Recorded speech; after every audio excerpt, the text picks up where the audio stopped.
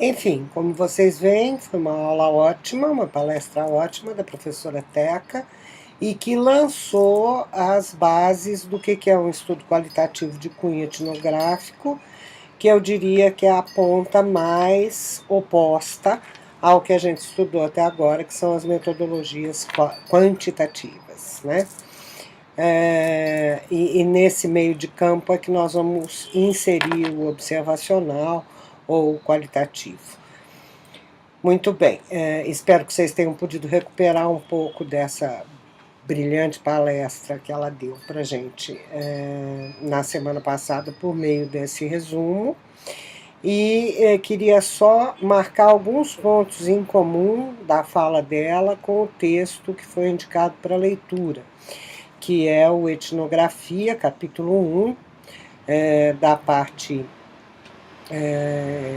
que se chama Introdução a Ouvindo, Explorando o Caso e Teorizando, que é o capítulo 1, Etnografia, do Goldbart e Hustler, que começa justamente dizendo a mesma coisa que a professora, que etno quer dizer povo, e grafia, escrita da história de um povo, ou retrato de um povo, como eu prefiro dizer, né? Mas lembrando que a etnografia varia muito ao longo dos últimos 40 anos, né? Que ela vem como uma reação ao positivismo, propondo uma abordagem qualitativa, interpretativa, né?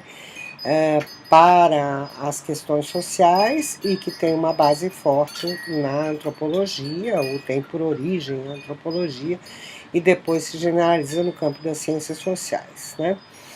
Defendendo que esta etnografia, essas variedades de etnografias ou de pesquisas de cunho etnográfico têm por característica central dizer que os pesquisadores e as pessoas em geral, tanto sujeitos como pesquisadores, são pessoas que são produtoras de significado, e aí eu já estou no texto do Goldbart Hustler, que buscam entender um mundo cultural em particular, né?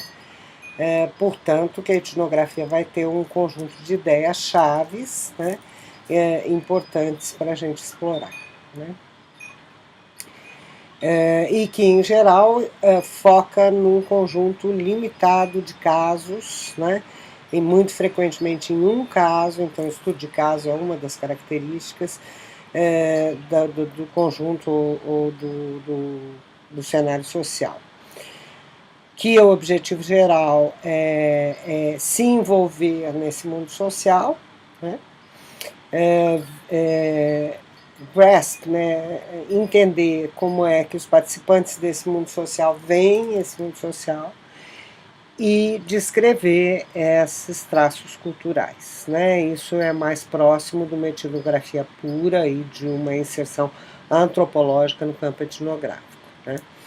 O que ele vai chamar a atenção é que no conjunto dos estudos a gente vai ter um gradiente bastante matizado dessas abordagens de cunho etnográfico. A mais próxima seria justamente a observação participante, onde eu me integro no grupo e dele participo, né?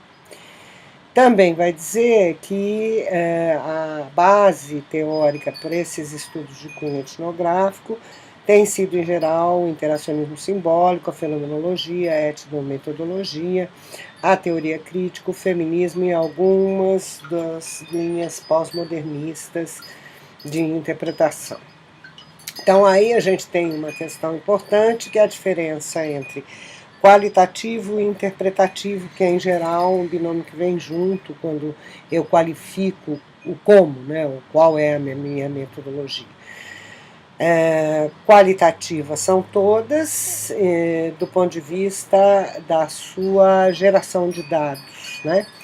Ou seja, eu não vou quantificar nada, eu vou entrar em contextos e interpretar esses contextos específicos a partir dos dados que eu gero de várias maneiras, como a professora Teca já ressaltou. Pode ser uma inserção de fato etnográfica na comunidade, mas pode ser uma observação, seja de relatos de vida, histórias de vida, seja de situações de interação em diferentes contextos, e nesse sentido é qualitativo, é observacional, mas recebe uma análise interpretativa a partir de um conjunto de ideias teóricas e da posição, obviamente, do pesquisador.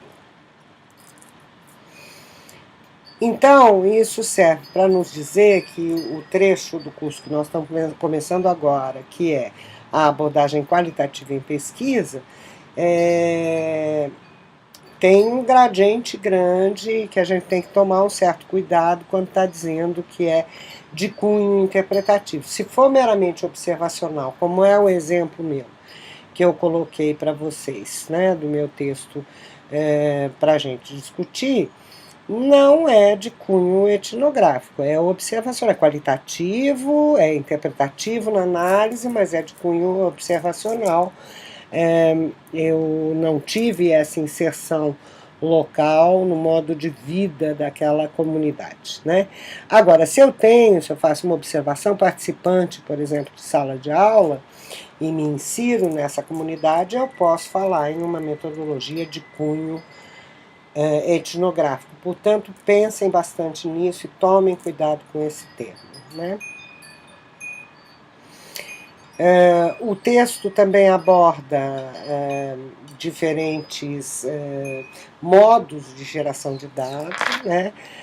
Uma descrição fina, como diz o Guts 88, os diários de campo, né? As narrativas de vida, etc., né? E que, em geral, essas metodologias buscam uma certa triangulação ou processos interrelacionados de geração de dados e de análise, né? Que pode, inclusive, gerar teoria, né? Então, não se fala mais em credibilidade, em verossimilhança ou em plausibilidade, mas se fala em confiabilidade na interpretação dos dados, que pode ser feita de muitas maneiras, a partir de debriefings, por exemplo, confrontações entre o pesquisado e o pesquisador na sua interpretação, né?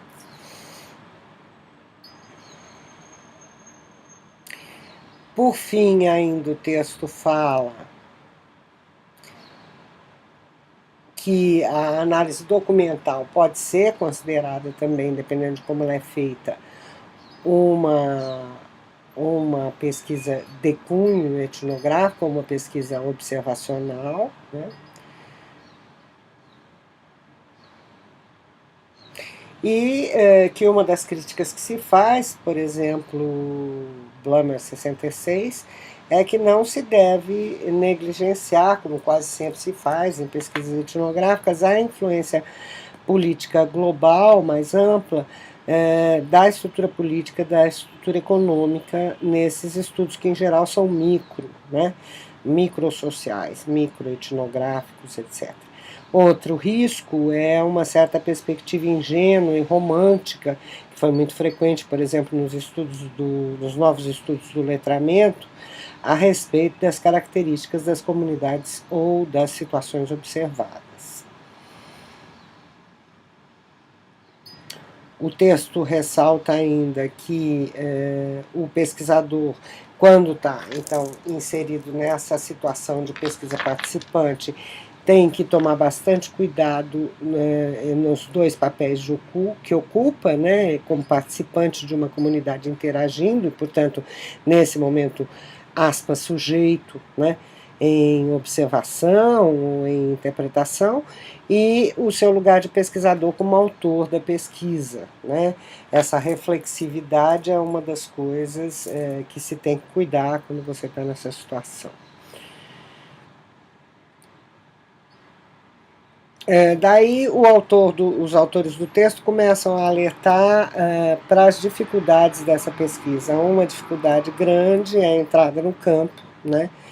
E a manutenção dos sujeitos, por exemplo, né? Vira e mexe a gente fala de morte de sujeito ou de ausência de sujeito, porque de repente você escolheu dois professores para observar a sala de aula e nenhum dos dois, ao final, continua até o final da pesquisa, né?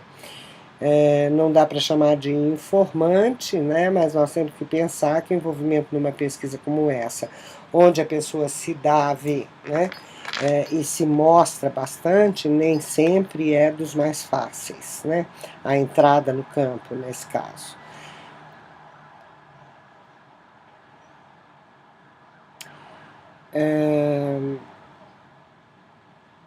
Em seguida, a própria questão do lugar do pesquisador, que vai ser sempre um lugar reflexivo, né, ao mesmo tempo como interagente, no mínimo, né, e ao mesmo tempo como analista, um interpretador.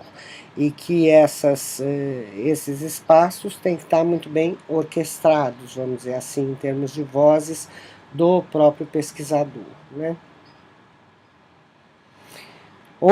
Outro desafio que ele coloca é que nos trabalhos de cunho etnográfico, durante a análise, a gente está permanentemente face à reformulação, né? Por isso que a gente não faz hipóteses de pesquisa, mas a gente vai, ao longo da análise, reformulando as nossas posições, né?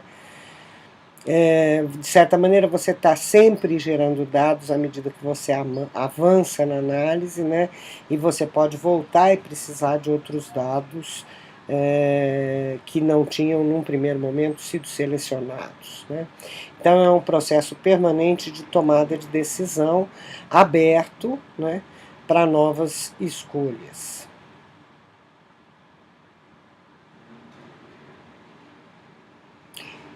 O formato geral da redação de análise de dados varia, né, nas pesquisas de cunho etnográfico, mas mais frequentemente há uma tendência para um certo formato narrativo ou descritivo, né, da análise, o que é um risco novamente, né? Porque eu não tenho que simplesmente, eu acabei de mostrar o dado ao leitor, e aí eu redescrevo o dado ou narro o dado para o leitor. Isso não só é uma redundância para o leitor, porque ele acabou de ler o dado original, como não faz o papel do pesquisador, que é interpretar, a partir do seu lugar, esses dados, né? Então, tomar um pouco cuidado também com o estilo da análise de dado e deixar muito marcadas, ele termina a parte introdutória do texto dizendo as vozes que a gente ouve e que podem ser ouvidas. Então, marcar bem essas vozes quando é a voz do pesquisador, quando é a voz do pesquisado, né? Depois entra aquela parte que todos os capítulos têm, que é Histórias do Campo, né? Que é feita pela Juliette Goldbart, e que ela vai relatar uma pesquisa de entrevistas etnográficas com uma população que ela desconhecia, né? Mas participando de uma equipe interdisciplinar onde havia insiders, onde havia nativos dessa população que puderam ajudá-la, né? E aí é interessante a gente ver como às vezes até na própria linguagem, né, Bulet Mensahib, a Mensahib é a madame que corre, né, que é o nome que ela leva dentro da comunidade, enfim, como dados que são às vezes não selecionados podem jogar muita luz para uma entrevista etnográfica. Aí ela vai focar em entrevistas etnográficas que puderam trazer bastante luz nas vidas e nas crenças desses pais de crianças doentes que participaram da pesquisa da pesquisadora Goldbart. Muito bem, isso de certa maneira pontua algumas coisas que a professora Teca já disse na sua exposição e foca no que a gente está querendo ao passar então agora para as metodologias observacionais, né, de maneira mais ampla. Não dá, por exemplo, chamar a etnografia de observacional, porque ela é por característica participante, né? E nós vamos ver que o observacional participante ou as pesquisas-ação são um subitem já mais para o lado da etnografia do que propriamente para a pesquisa observacional. Mas agora a gente passa então para essa questão geral do que significa a pesquisa qualitativa. Ela significa observação de um contexto, né? E não quantificação de um contexto para confirmar ou mensurar resultados em relação a uma hipótese. Ela vai lidar com perguntas abertas e não com hipóteses prévias, então cuidado com isso de querer fazer hipótese em pesquisa qualitativa, né? E nós vamos então passar para esse assunto agora.